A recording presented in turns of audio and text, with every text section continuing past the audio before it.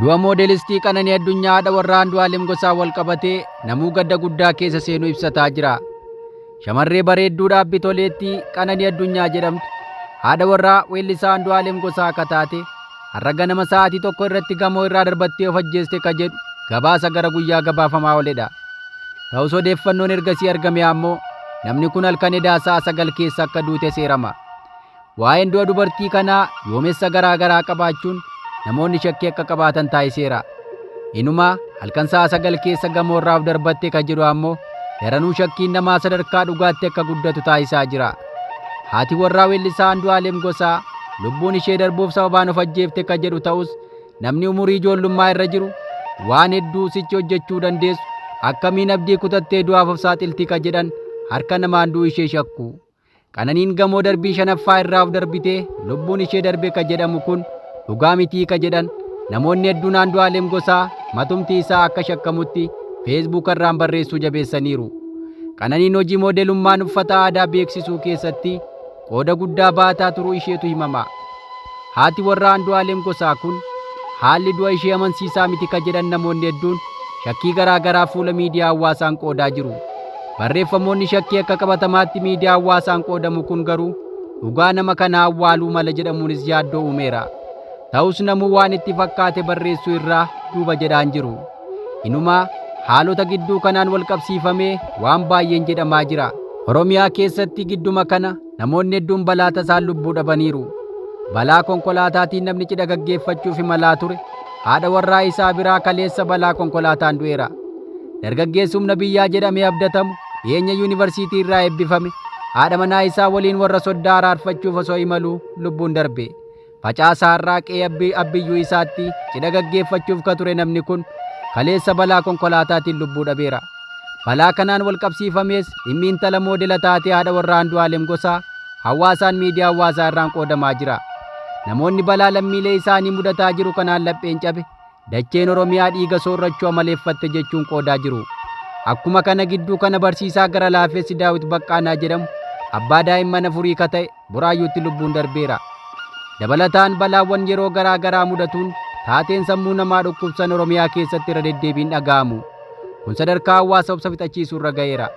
Inumaa namoonni baay'een amma jiraachuu malee egeree ofii beekuun ulfaataa ta'uu akka amanan taasiseera. Biyya lafaa irratti of jijjiiruuf namuu bu'ee ba'a. Gaara ba'ee godaan ba'ee fiiggatee dhimma egeree koo jechuun dafqa isaa xuruursa. Kaawwana ammoo isa argatan qoonqoo ofii bira dabarsuun egeree ofiif maatii ofii fooyyessuuf ol kaawwatu. Baajeta qusatan qabeenyaa ol kaawwatan arganii osoo hin nyaatiin dingata keessaa fudhatamu. Yeroo kana egaa kana mootii lubbuun hafan dhimmi jireenya hagas mara kan itti of hin cinqine ka wabii hin qabne ta'uu nama amansiisu. Du'a tasaa akkanaa irra deddeebiin dhaga'uuf arguun ammoo baay'olii namaa gara jabeessas taasisaa akka jiru hubatama. Dhimma du'a Qananii Addunyaa wal qabatee namuu waan itti dhaga'ame ibsataa jira. Walaloowwan toora galchee bifa hawwataan waltajjii irratti akkasuma miidiyaa hawaasaan uummataan qaqqabsiisuun kan beekamu waloolataa Qananii dubartiin umurii kanatti yoom deessee guddifti hortee mul'ifti haadha qe'ee haadha maatii guddaa taati jedhamtee eegamtu akkasitti lubbuu dhabuu ishee gaafa dhageessu baay'ee nama naayisaa jedhee jira. Walleewwan Andu'aalem Gosaa albaama dhiyeenya hojjetame kan Ayyaantuu jedhamu keessatti sirboota hedduu walaloo ka barreesseef Lalisaa Indiris fuula miidiyaa dhuunfaa isaan dhimma kana barreessee jira.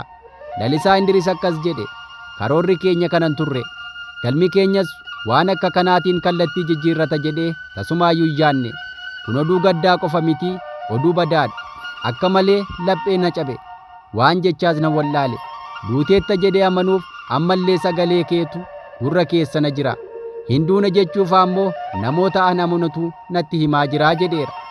Egaa maal gochuutu danda'ama? Yaada namaa caalaa yaada waaqayyootu jaallatama.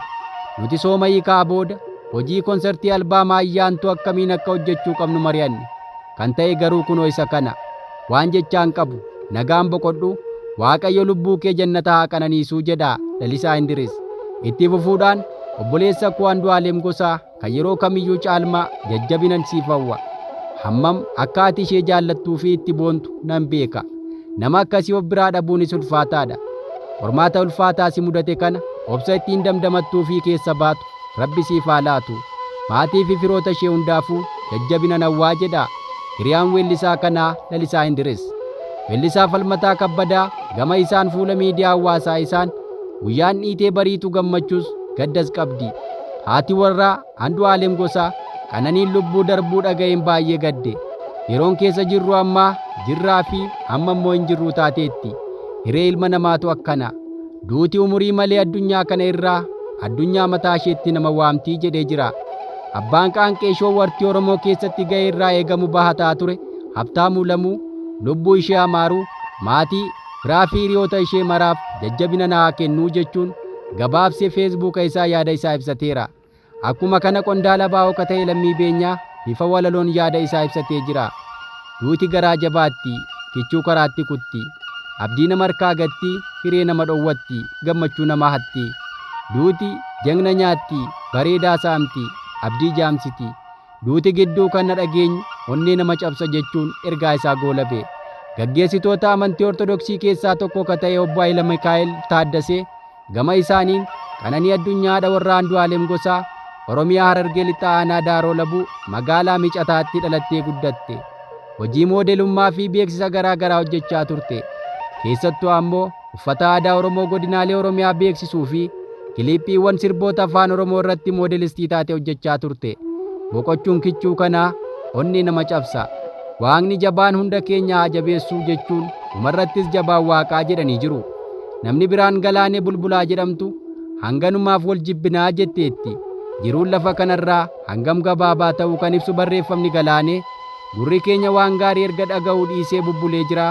Maaloo giiftii koo maalumatu si argate kichuutti citte. Qananii Addunyaa haadha manaa artistii Andu'aalem Gosaa maatii fira kee fi Andu'aalemiif jajjabina haa kennuu jetteetti. Miidiyaa hawaasaa kanarratti namoota gargaaruun hedduu biratti dhageettii kan argate namni Abdii Geetaachoo jedhamu fuula feesbuuka isaa gubbaan dhimma du'a nama kanaa oduu baay'ee qalbii namaa cabsu jechuun ibse. Moodelii fi haati warra Andu'aalem Gosaa Qananii Addunyaa du'aan boqotteetti. Du'a ishee caalaa akkaataan itti duute garaa nama balleessa. Nagaan boqodhu jedhee jira.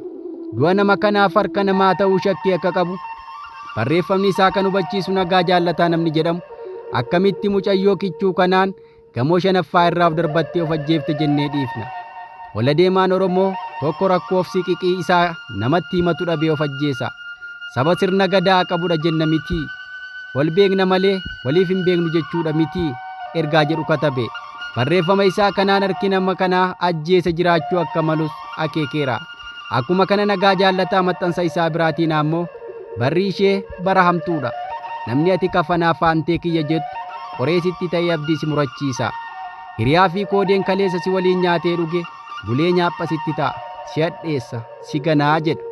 Nagaa Jaallataa barreeffama isaan nama amanuun hangam akka ulfaatu akeekeera. Inumaa nama qaama kooti jedhanii itti of gatan bara kana deebi'ee akka nama miidhu hima. Dhiibbaa firaa falagaa irraa nutti dhuftu hunda dandeenyeetuma tarii ni darbiti jennee fafakkeessinee jiraanna malee namni gammachuu qabu eessa jira ka jedhu Nagaan maaliif gamoo irraa of darbitaa eenyuun gammachiisuuf eenyutu guutee fi jiraachaa jira. Keessatti dhiigaa alaan kolfaa duuti gaafuma dhufte haa dhuftu jennee of amansiisnee bara duuti ofiin namatti fiigu maaliif du'atti fiignaa jedheera. Qanoo duute jedhanii himuun ni ulfaata. Boolla kee daadhii naa guutu. Ayyaantummaan kee nurra haa jiraatu. Kabiraa waan jennu hin qabnuu ka jedhu Nagaa Jaallataa yeroo ammaataa keessa jiraachuu keenya cimsee caqaseera. Namoota du'a moodelistii kanaaf harka namaa shakkan keessaa tokko Kadir Martuuti. Haasaa viidiyoon taasiseen namni kun qorannaa ga'aan akka jiraachuu qabu gaafata. Harka namaa ta'uu akka shakku hima. Yaanni isaa kunooti. Obboleettii keenya Qananii Addunyaa gamoo shanaffaarraa of darbattee yaada jaamutu kaayame.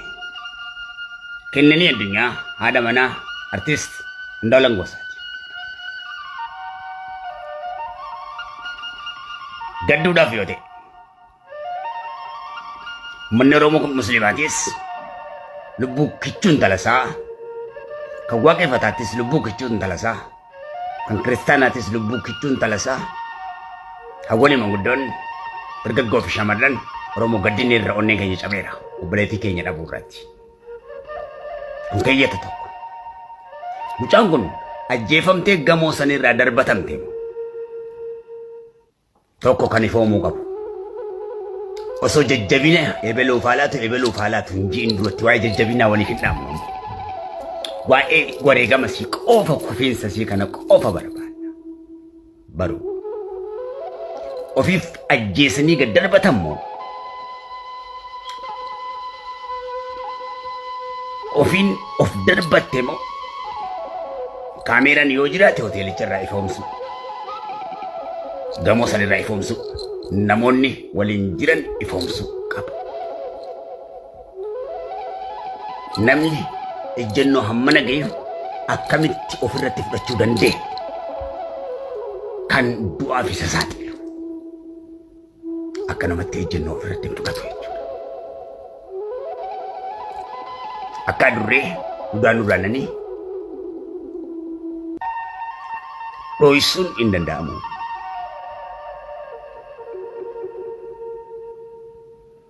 Qorannoon cimaan irratti gaggeeffama. Hundi ni to'atama, seeraa fi heeraan ni qoratama. Ifoomeeti dhugooma. Yeroo san jajjabina nu waa kennu jenne jajjabina walii dhaamna malee hammasitti. Jajjabina walii dhaamuun haqa mucaa kanaa, dhugaa mucaa kanaa, dhugaa Rabbii, dhugaa Waaqayyo dho'isuu qaban ta'eef jajjabina waliif hin dhaamu.